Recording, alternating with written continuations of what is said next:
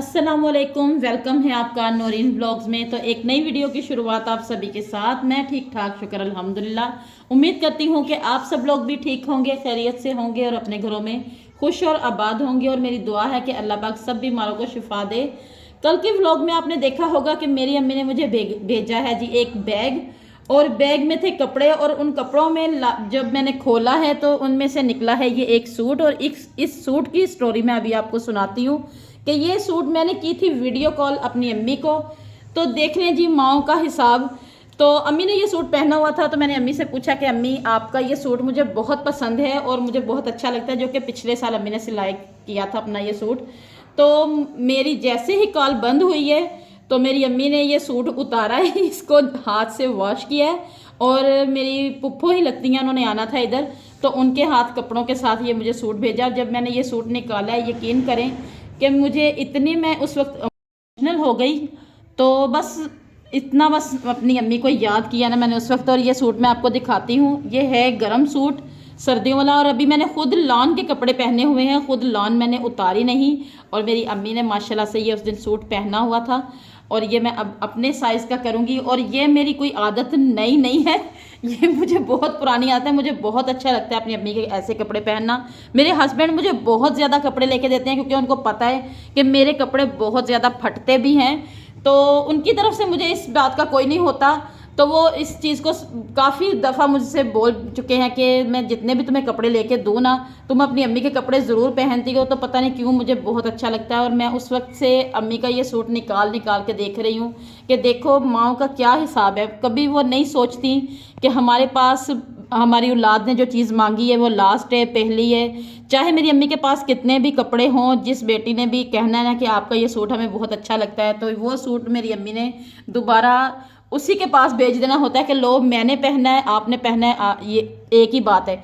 तो बस आज मैं ये सूट निकाला, मैंने सोचा कि मैं आपको दिखाऊं कि ये वो सूट है जो कि मैंने अपनी अम्मी को वीडियो कॉल में देखा।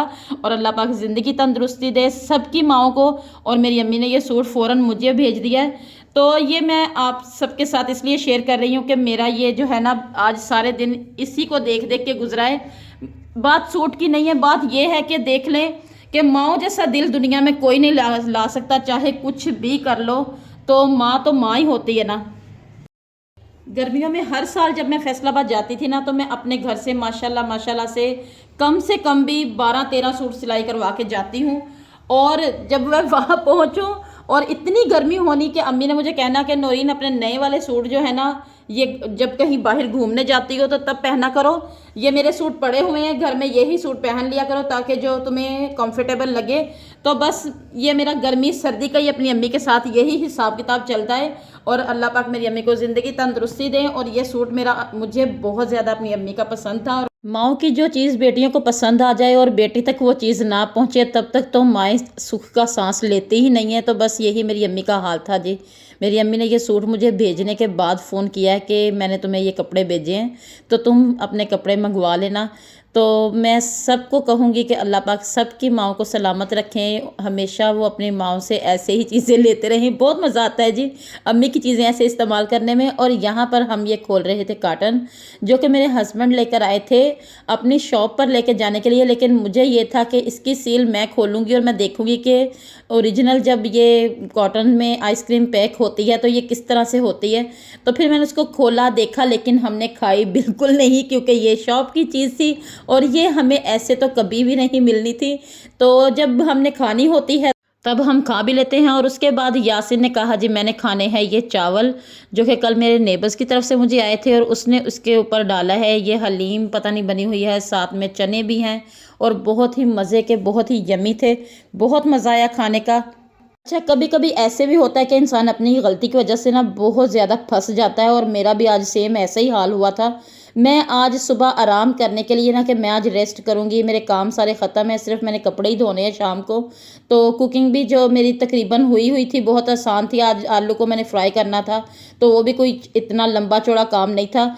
तो मैं आज आराम करने के लिए सुबह के टाइम 1 घंटा ज़रा सो गई हूँ। और जो सोई हूँ उसके बाद जो उठ के मैं फंसी हूँ, मैं आपको क्या बताऊँ। मैंने आज कपड़े धोने थे और लाइट हमारी सुबह के टाइम तो थी जब मैं सो गई, लेकिन उसके बाद जब उठी हूँ तो यकीन करें कि लाइट ने मुझे इतना ज़्यादा परेशान किया है कि मेरे जो कपड़े हैं वो बिल्कुल भी धुल नहीं सके।